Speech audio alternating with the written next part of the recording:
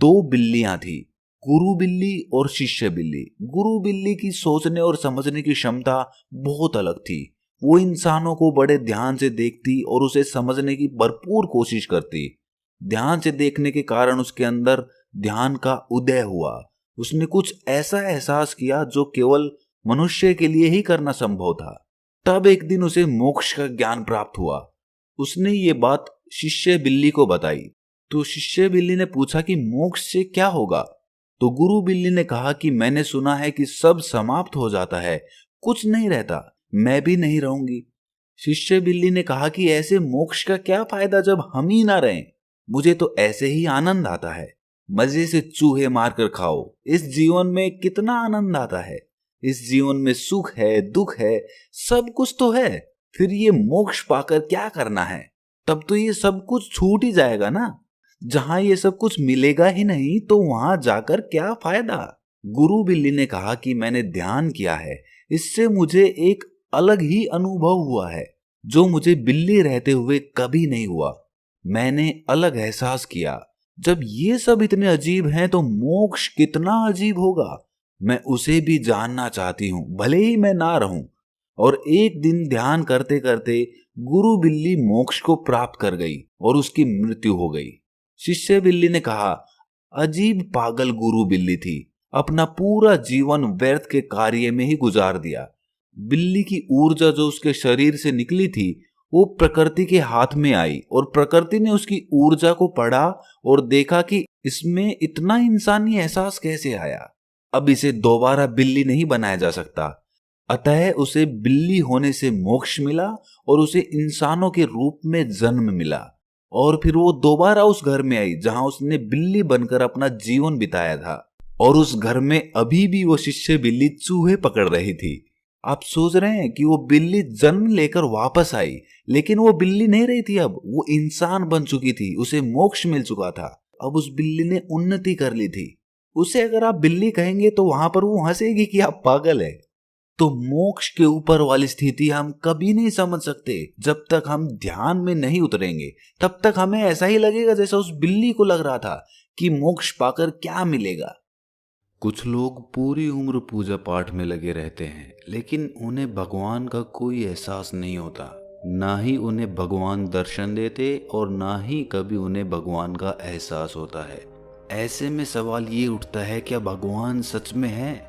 और ये हमेशा से एक चर्चा का विषय बना रहा है। इस सवाल ने इंसानों को भी दो कैटेगरीज में डिवाइड कर दिया है, एक आस्तिक और दूसरी नास्तिक। इसके बारे में तो हम सभी जानते हैं, लेकिन आज की कहानी क्यों खास होने वाली है, क्योंकि आज की कहानी में हम जानेंगे भगवान बुद्ध का क्या मानना था भगवान को लेकर।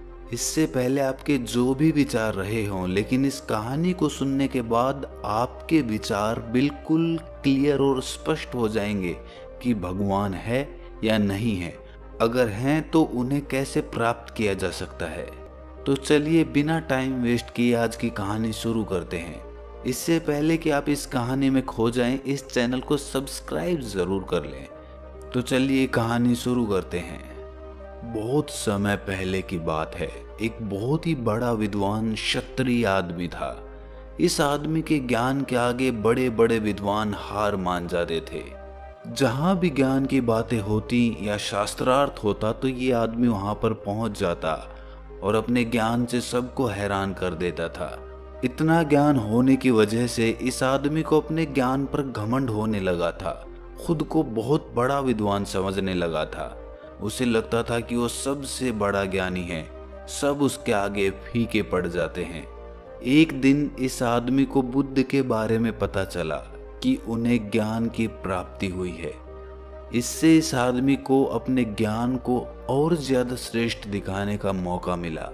उसने सोचा कि वो बुद्ध के पास जाकर उनसे शास्त्रार्थ करेगा और उनके ज्ञान को झूठा साबित कर देगा, जिससे उनकी ख्याति और ज्यादा बढ़ जाएगी। जब वो बुद्ध से मिलने जा रहा था तब उसे पता चला कि बुद्ध ईश्वर के बारे में बात ही नहीं करते। तब उसने एक योजना बनाई कि वो बुद्ध से ईश्वर के बारे में ही पूछेगा। वो बुद्ध के आश्रम में पहुंचकर उनके पास गया और उनसे कहा, हे बुद्ध, मेरा नाम बोरंग का पुत्र है। मैं एक क्षत्रिय हूँ और मेरा एक प्रश्न है जिसका उत्तर आज तक कोई नहीं दे पाया है। मैंने सुना है कि आपको परम सत्य की प्राप्ति हुई है। क्या आप मेरे प्रश्नों का उत्तर दे सकते हैं? मैं जानना चाहता हूं कि ईश्वर हैं या नहीं। बुद्ध मुस्कुराए और बोले, क्या तुम सच में ईश्वर के बारे में जानना चाहते हो या फिर अपने ज्ञान का प्रदर्शन करना चाहते हो? वो आदमी बोला, हे बुद्ध, क्या आप मुझे मेरे प्रश्न का उत्तर नहीं देंगे? बुद्ध ने कहा, मैं तुम्हारे सारे प्रश्नों का उत्तर दूंगा, लेकिन क्या तुम इनके जवाब के लिए कुछ दांव पर भी लगा सकते हो? क्योंकि ऐसे प्रश्नों का उत्तर सहज नहीं मिलता है। ये आदमी अपने घमंड में इतना चूर था कि ये अपने आप को ऊंचा साबित करने के लिए किसी भी हद तक जाने को तैयार था।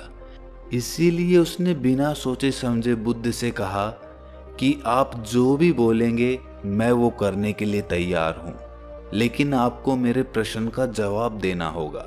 मैं आपको धन संपत्ति सब कुछ देने के लिए तैयार हूँ, अगर आप मेरे सवाल का उत्तर दे देते हैं तो।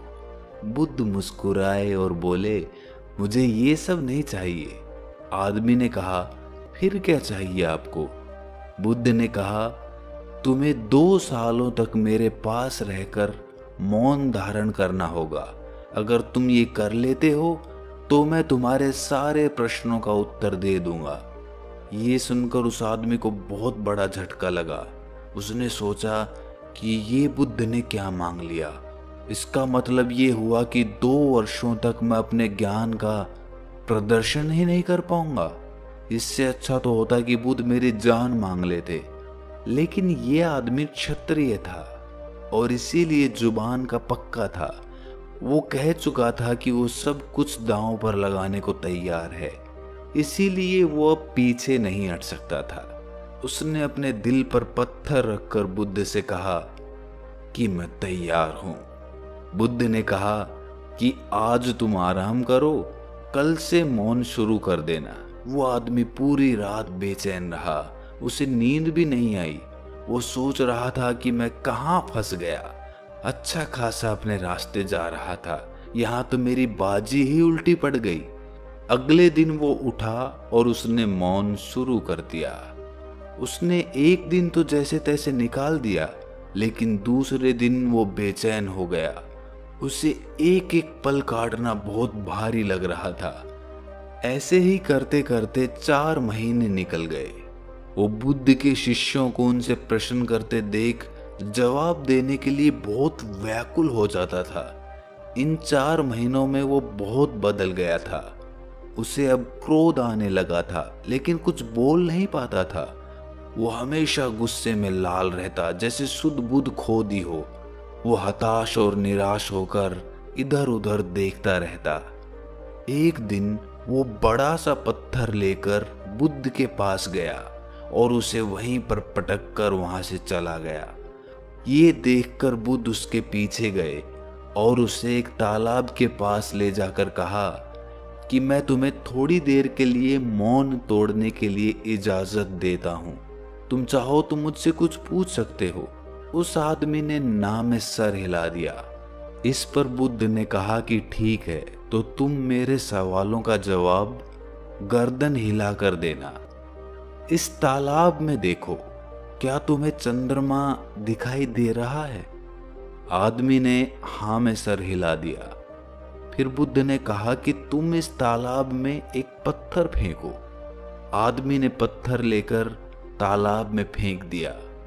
बुद्ध ने कहा कि क्या अब तुम्हें चंद्रमा पहले की तरह स्पष्ट दिख रहा है?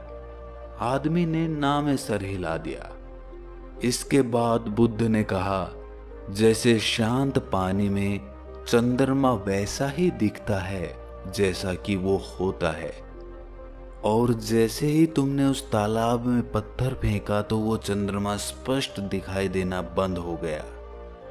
ठीक उसी प्रकार जब तुम मौन रहते हो तो तुम्हें सत्य या कहें परमात्मा बिल्कुल स्पष्ट दिखाई देता है।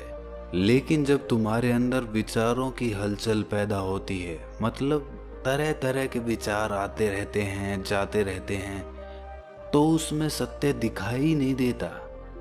इसीलिए बाहरी मौन से ज्यादा जरूरी है अंदरूनी मौन, मतलब भीतर से शांत होना, विचारों को शांत करना। तभी हम सत्य को स्पष्ट देख पाएंगे। फिर बुद्ध उस आदमी से कहते हैं कि इतने महीनों तक तुमने मौन रहकर जो ऊर्जा अपने अंदर इकट्ठी की, वो ऊर्जा क्रोध के माध्यम से बाहर निकलने के लिए छटपटा रही है। उसके लिए सिर्फ क्रोध ही एक माध्यम है बाहर निकलने का। लेकिन अगर तुम अपने विचारों को इस वक्त भी संयमित कर लेते हो, तो वही ऊर्जा जो बाहर निकलने के लिए छटपटा रही है, वो तुम्हारी सत्य या परमात्मा की खोज के लिए ताकत बन जाएगी। इसीलिए क्रोध करके उसे बर्बाद मत करो, उसे अपने शरीर में समाहित कर लो, खुद को शांत पानी के समान कर लो, ताकि खुद की परछाई को तुम देख पाओ। ये बात उस आदमी की समझ में आ चुकी थी। उसने 2 साल तक बाहरी व आंतरिक रूप से मौन धारण किया, खुद को शांत बनाया।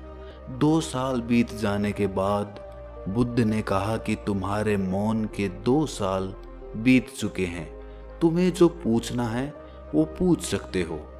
उस आदमी ने 2 साल बाद पहली बार कोई शब्द बोला था, और वो शब्द था बुद्ध। उसकी वाणी में इतना आकर्षण था, इतनी करुणा थी कि हर कोई उसे सुनना चाहता था। तब उस आदमी ने कहा कि हे बुद्ध, जब मैंने आपसे उस समय प्रश्न किया था, तब मैं खुद को एक श्रेष्ठ ज्ञानी मानता था, लेकिन अब मुझे पता चल गया कि खुद को ज्ञानी समझना ही मेरी सबसे बड़ी भूल थी। असल में जब मैंने सच्चे ज्ञान को प्राप्त किया, तब मुझे यही एहसास हुआ कि मैं तो कुछ जानता ही नहीं हूँ। परमात्मा की बसाई इस सृष्टि में कितने ही रहस्य छुपे हैं, और हमें लगता है कि हम सब कुछ पहले से ही जानते हैं। और इसी विचार ने मेरी जानने की क्षमता को बंद कर दिया था। पहले मैं बातें कर कर के, हमेशा बक बक कर कर के अपनी ऊर्जा को नष्ट कर देता था। लेकिन इन 2 सालों में मौन रहकर मैंने जाना कि मौन की ऊर्जा क्या होती है, मौन रहकर हमारे शरीर में कैसी ऊर्जा बनती है। ये मैंने इन 2 सालों में भली भांति जान लिया। शुरुआत में मैंने बाहरी मौन अपनाया था, लेकिन अंदर से मैं बहुत विचलित था। विचारों की एक बाढ़ सी आती रहती थी जो मुझे क्रोधित कर देती थी। लेकिन अपने दृढ़ संकल्प के कारण मैंने अपने मौन को नहीं तोड़ा, और कुछ समय बीतने के बाद मेरा वो क्रोध भी शांत होता चला गया और मैं अंदर से मौन हो गया। और उसी के बाद मैंने सत्य की, या कहें परमात्मा की अनुभूति की। प्राचीन तिब्बत में लाओ त्सु नाम के एक बहुत बड़े भिक्षु रहा करते थे। एक बार एक आदमी उनके पास आया और बोला कि महात्मा जी, मैं आपके सत्संग में नहीं आ सकता, क्या आप मुझे एक वाक्य में पूरे धर्म का सार बता सकते हैं? तब लाओ त्सु ने कहा, मौन। इसके बाद उस आदमी ने पूछा कि मौन किस तरफ ले जाता है? तब लाओ त्सु ने कहा, ध्यान। और फिर उसने पूछा कि ध्यान किस तरफ ले जाता है? तब लाओ त्सु ने कहा, मौन। अगर हमारी इस कहानी को एक भी आदमी समझ लेता है, तो इस कहानी को सुनाने का हमारा मकसद पूरा हो जाएगा। अगर ये कहानी आपको अच्छी लगी तो इस चैनल को सब्सक्राइब ज़रूर कर दें। तो मिलते हैं अगली किसी कहानी में, तब तक के लिए अपना ख्याल रखें।